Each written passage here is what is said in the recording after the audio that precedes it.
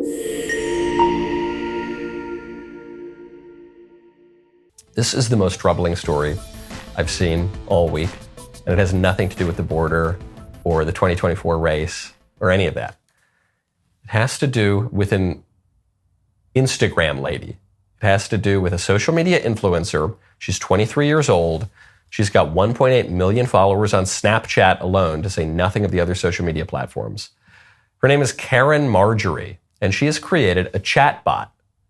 Her chatbot is called Caryn A.I, and users of this chatbot pay $1 per minute to speak to a robot that pretends to be her.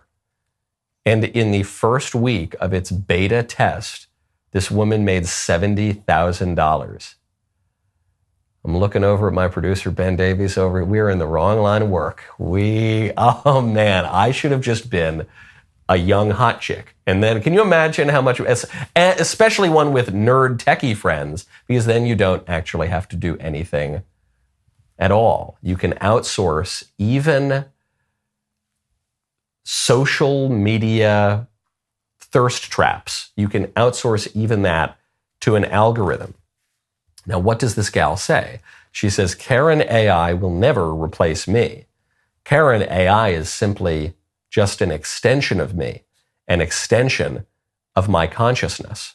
Because her shtick is that she amasses all these followers who are these young, lonely men who presumably don't have girlfriends or don't care about their girlfriends very much, and so they're chatting with this phantom of a human being over Snapchat, over Instagram DMs, and this is how she makes her money and becomes popular. But there were too many guys, so she just outsourced it to a robot. She says Caryn AI is going to come fill that gap. She says that Caryn AI might cure loneliness. Quote, whether you need somebody to be comforting or loving, or you just want to rant about something that happened at school or at work, Caryn AI will always be there for you. This is the saddest thing I've read in a very long time, but it's working. She thinks that this operation could make her millions of dollars. Not only a month, maybe a week. Who knows? $70,000 in the beta test? That's unbelievable. And it might. Why does this work, though? It doesn't just work because of the new technology.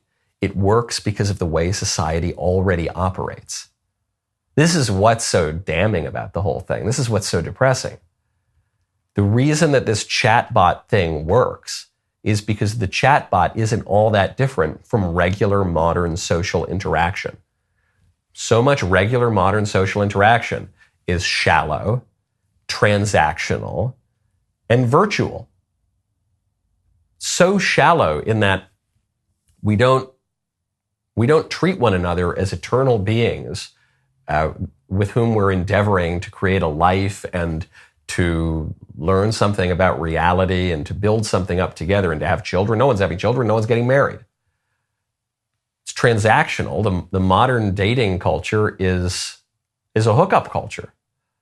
It's like out of an Ayn Rand novel. You don't lay down with somebody because you love this person and this person's your spouse and you're open to life and you're gonna have a big family and a good life. No, you just do it because, okay, I want to feel good tonight and you're reasonably pleasing to me, and hopefully the same is true in the other direction. So we'll do that, but no strings attached, no nothing. We certainly won't have kids. We won't get married. And a lot of it's just virtual. My friends who were on the dating apps, I missed the dating apps because sweet little Elisa and I got back together just when that was starting to come out. So I've never been on them. But my friends who are on them, all they ever really do is just send messages.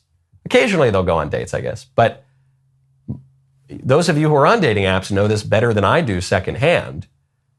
So much of the time you spend with dating apps is just on the app, just messaging. Even when you're off the app, what are you doing? You're just texting people. It's all just virtual. So what's the difference? When I'm in the room with a real human being, I can still today tell the difference between a human being and a robot. But if you're just texting with somebody, if all you want to do is just get your jollies off or rant or complain or whatever, what is the difference between Caryn AI and Caryn Marjorie, a 23-year-old Snapchat girl? Practically speaking, there isn't one.